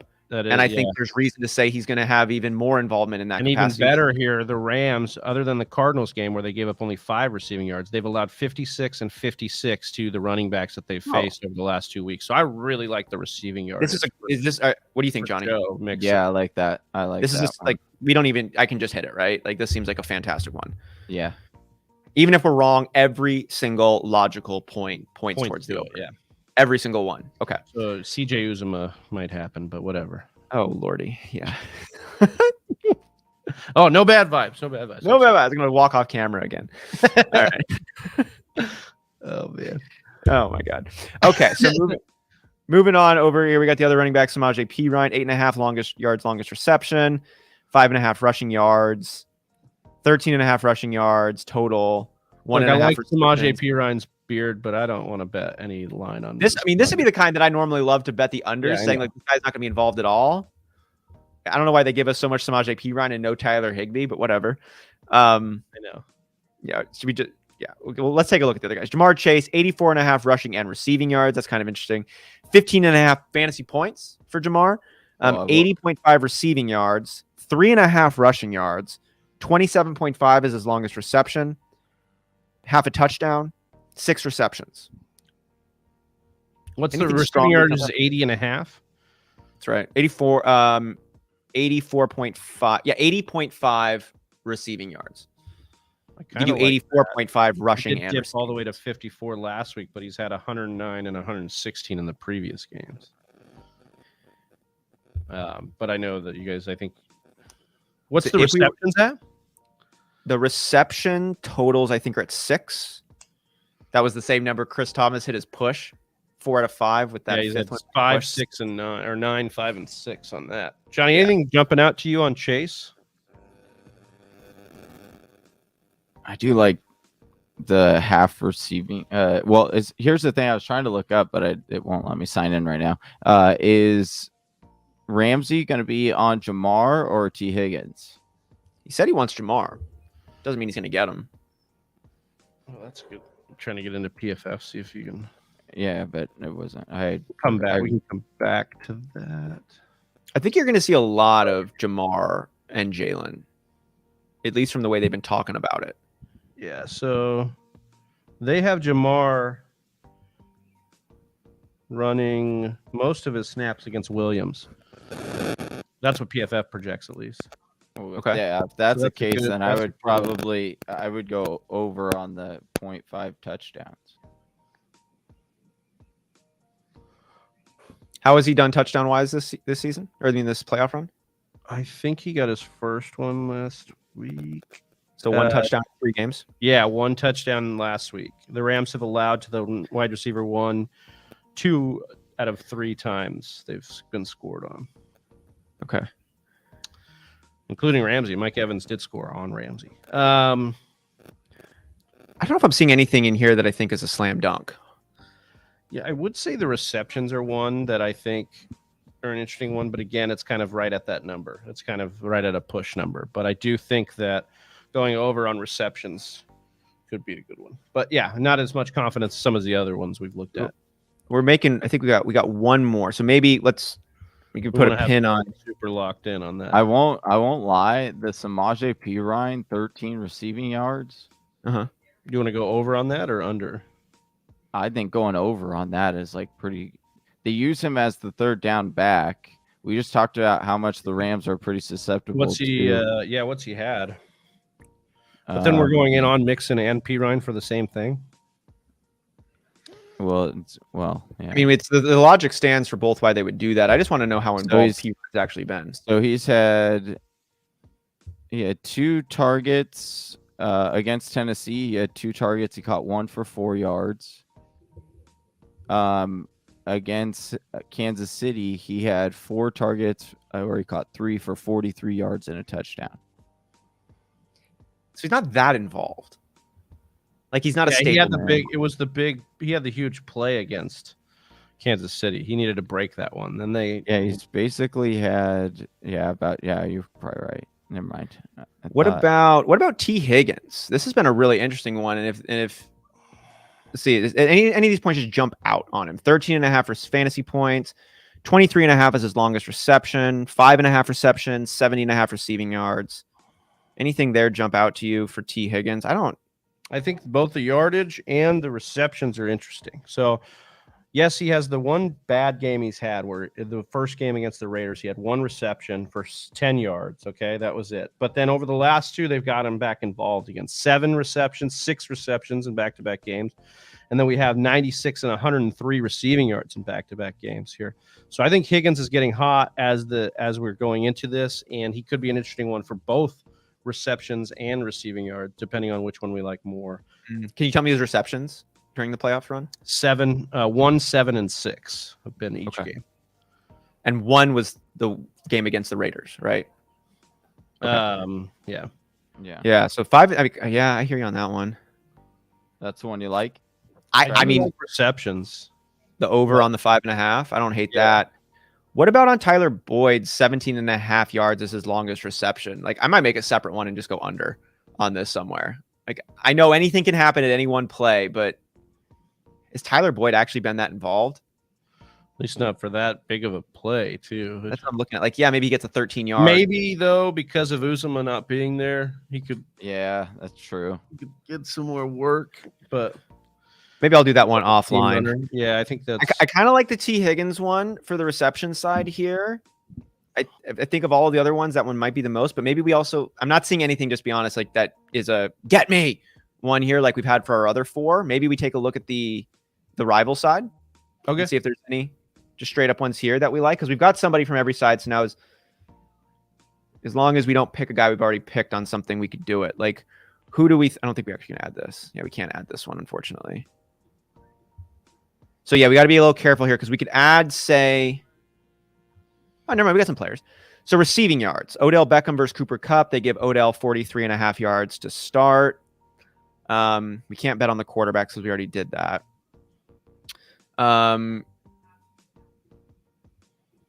We can't do these running backs. We could do Jamar Chase or Cooper Kupp in terms of receptions. Jamar Chase gets 3 receptions to start. That's nothing to laugh at. Longest reception between Odell and Jamar. Overall receptions between Odell and T. Higgins. We've got receiving yards, Van Jefferson versus Tyler Boyd. The 4.5 yard advantage for Van Jefferson. This is my bottom feeder type of thing I'm looking for. Longest reception, T. Higgins versus Cooper Kupp. Overall fantasy points.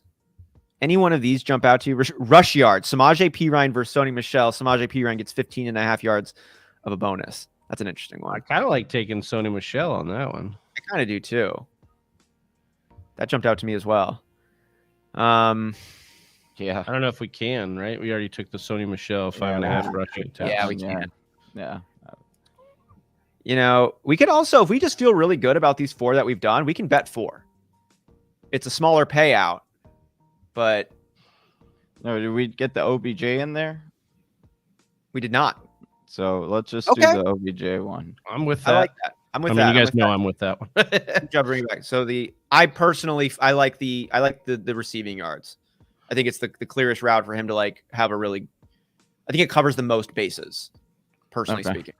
And I just think he's been right there pretty much. You know, like even in his off game, it was 54 yards, so that wasn't very far off of what we're talking about. Really, and the reason why I like this one is there's so many ways Odell could have this happen. Like he could get this on one play. He could get this through like being a steady involved feeder. Like I just think it's very likely he gets 66 receiving yards. Yeah, I'm with it. Okay. Okay, so there it is. We're going to do $25. We're going to max out on this. We've got Joe Burrow over 1 passing yard. We'll take it. Matt Stafford over 2.5 rushing attempts. Sony Michel over 5.5 rushing attempts. Joe Mixon over 26.5 receiving yards. And Odell Beckham over 65.5 receiving yards. Feeling good? You know what I love about that Matt Stafford one? It's rushing again on the quarterback, but it's just attempts. He's just got to run it a few times. Like it does. They don't have to be good. Right. So we kept waiting. Quarterback kneels will count. Yes, right. They will because it's negative. Oh my God, that would be amazing. Yeah. We get a lot of chances for that to come through. Yeah. All right, we're going to do it. Let's lock it in. Boom.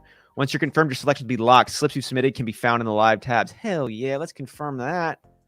You guys want to tail us? You want to join us? Make some money on Underdog? Make sure you're going to underdogfantasy.com or downloading the app using the promo code TFW. They'll not only give you that sweet Joe Burrow bonus, but you're going to get a bonus matched up to $100 with that promo code TFW.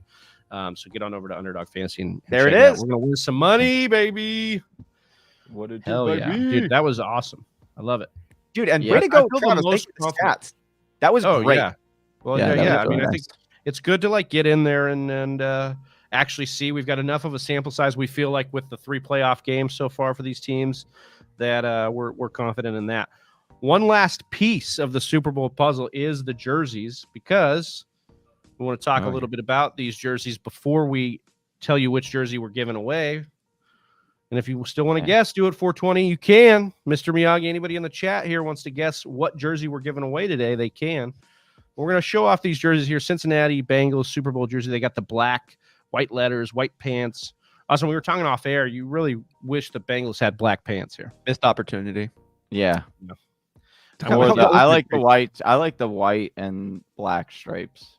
Like the all whites, like the cold color rush ones. Yeah, except for they still used the white. They didn't use the white helmet. I know, but I like those ones. I loved those ones that Johnny was pointing out of the color rush. I think of the white jerseys, white pants. Yeah. In this one, I wish they would have just kept the black pants. But you know, I like the Bengals jerseys overall. Do it 420 says, is it a Joe Mixon jersey? It is not. No. Good guess. We did going all Bengals here though. You've been all Bengals. Maybe switch it up. Do it. Maybe switch it up. Maybe switch it up. Yeah.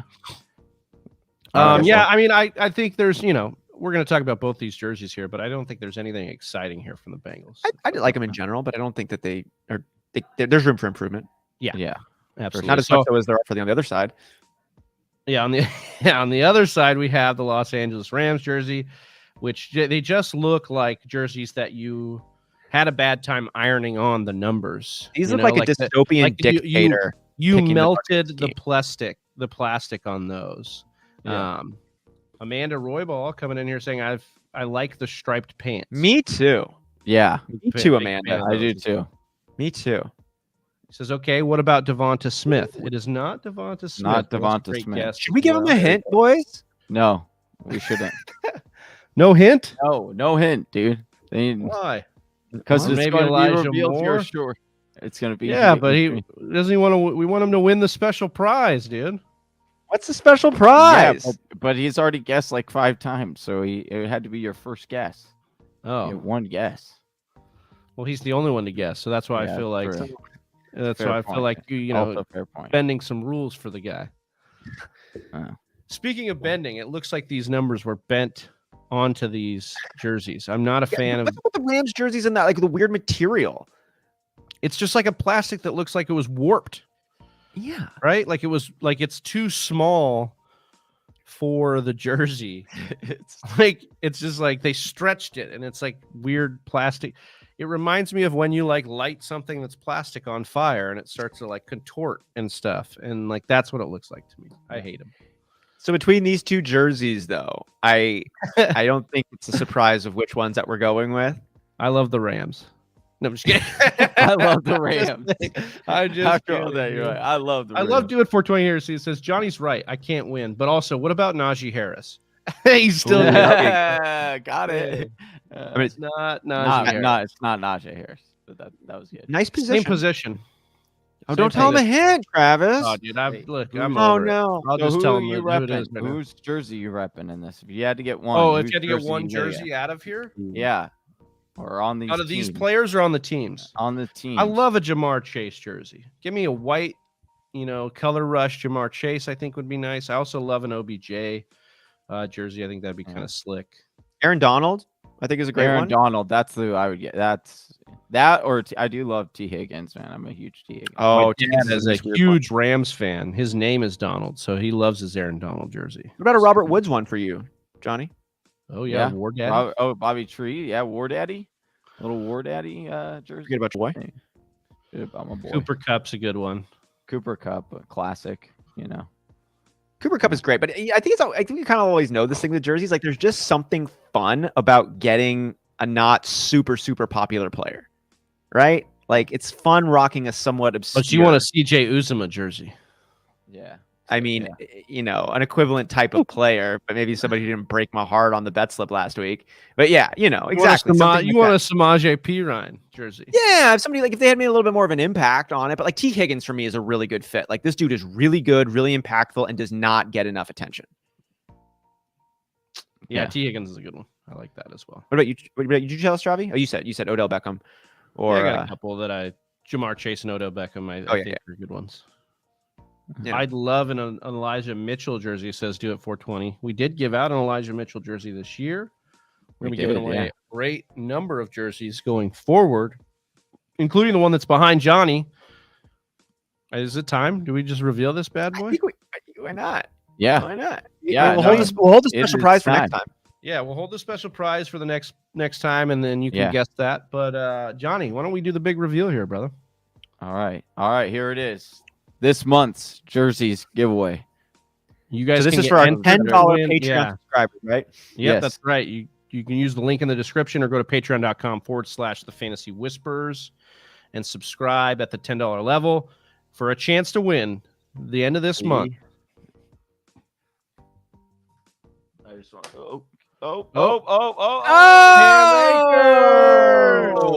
feel like it was so close. So close. We said don't stick to the Bengals, and then he started going to just all the random teams. I'm like, no, there's another around team the bush in this there, game, dude.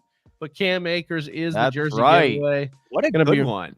Yeah, this dude was trying to win comeback player of the year in the same year that he got injured. That's what's crazy. So this is going to be a hot name in this game for the Super Bowl. It's going to have an impact. This is going to be a great pickup in redraft leagues next year. Dynasty rosters of Cam Akers are stoked to see how well he's performed post Achilles injury. Cam Akers, like, the Rams are great. Cam Akers is their lead dog. This could be a real popular name for the next couple of seasons, man. I want to win this jersey. Dynasty redraft. He's gonna. Yeah, this is a great jersey, and you guys can get entered in. By going to patreon.com/the Fantasy Whispers or clicking the link in the description, subscribing at the $10 level. Because not only would you get entered into the jersey giveaway, but we do the sports card pack giveaways as well, because that's a $5 level. So do it 420. Get over there, man. You can win that thing. You couldn't guess it, right? Guessing. You could. Guessing. Yeah. No more guessing. Get in there and just get it done, man. But we appreciate you guys all. I appreciate you guys jumping on here. We've been rocking and rolling through this off season, and we've got a couple weeks. We're going to take a little bit of a break, but in March we're coming back with mock drafts and some great stuff. Speaking of Underdog, we're going to be doing some best ball drafts over there. We're going to do some dynasty talk. Any last thoughts here, Austin first, and Johnny? Any last thoughts, Austin, on the Super Bowl here and getting into this weekend? I just hope you have a great time with your people, Whisper Nation. I hope that you're able to enjoy the time. And if you don't actually end up watching the game, don't stress out about it. It's really not about that. It's about people coming together and just loving one another. And I think that the Super Bowl, I think that fantasy football in general is just a conduit for people to come together, connect with one another, and just share that love and enjoy this weekend. I hope whatever you're rooting for happens, unless it's contrary to our Underdog bet slip. And we'll see you on the other side. Johnny, any last words here for Whisper Nation before we sign off here? Yeah, I do. Real quick, since it is the Rams are in the Super Bowl. Congrats to the Rams. Congrats to the Bengals. Good luck to both you guys. But I just have to make a point because we've talked about it a little bit on this show. And I'll admit, your boy was a little bit wrong about OBJ, coming over to LA. He's balling out. He's doing his thing, right? So I do have a little bit of a trivia question for you guys, though. So I just want to show, because we got OBJ over here. And we got in 11 games, he's had with the LA Rams, he's had 71 targets, 46 receptions for 541 receiving yards and 6 touchdowns. He's having a great year. Good job. He's having a really good time with the LA Rams. So I got to ask you, you got OBJ on the left here. You got on the right, you have a player who has in 9 games put up 69 targets, 45 receptions for 556 receiving yards and 5 touchdowns. Any guess and want to take a crack at who this player is? Whisper Nation, if you know, in the let us know in the chat as well. You guys want to take a crack? I don't know. You gotta give me more context on it. These like this random assortment of stats. Like, are Yeah, these I from the don't first know. 9 games of the player season? A or player B? Yeah, I mean, I don't know. What did you say, Robert Woods, Austin? That's what I said. Yeah. Yeah. I'm just trying to think about how Maybe Johnny like, would think. Yeah, I'm trying. Is it Donovan Peoples-Jones? Is that what is this what this is? DPJ, It's like DPJ, you know it. is this Like like cherry somehow, pick is the this a best Baker stats Mayfield? Hey. Somehow there's a Baker Mayfield tweet. Yeah, it's a That Baker we're- Tom Brady Mayfield. didn't win the MVP, man. I'm sorry. Damn Like- right. Damn right. It's Maybe it's damn maybe right. it's a Baker Mayfield I don't tweet know. here. I don't know. Why don't you give it to him? That's right. Robert Trees, War Daddy. That's I right. guessed it. Put some respect on his Yeah, damn nice. name. Wait, Good hold job. on. Put Hold some on. I guessed respect it. on his damn name. Yeah. You told me to guess, and you're not even gonna get. I just guessed him. It was my Yeah. first guess, and I was right. Yes. Nobody's, No love. Put nobody's, some respect on his name. Nobody's not respecting Robert Woods. Oh, we had some big disagreements on Bobby Trees earlier this season. I got a lot of Cooper Cup, and that's all you want to play here. And then I'm just showing the stats are showing that Bobby Trees is very we could comparable go back to here, but I think a OBJ. lot of what your argument was is that Robert Woods was just as good as Cooper Cup in this offense, and that's No, where I was saying that you're going to want to start both of them. Yeah, no, I mean I don't think anybody argued against That's all that. I'm saying. I mean, early on I didn't like him. That's my boy. Shout out to my boy Bobby Trees. I'm sad he's not on the field. Yeah, that it would be it's a bummer that he's not out there for sure. The Rams are missing him, that's for sure. All right, guys. Well, that does it for us, Whisper Nation. Hope you guys enjoy the Super Bowl. For my guy, Johnny Game Time Hicks, and my other guy, Austin Sear, I'm Big Travie, and we're the Fantasy Whisperers. We're out of here. Peace. Peace. Right here. Look at you go. You made it to the end of another one of our videos. Hey, if you still have some questions, I totally understand. Or you just want to join an awesome fantasy football community, head on over to our Discord chat. Link is in the description below. And if you're still not sold on us, check out one of these videos.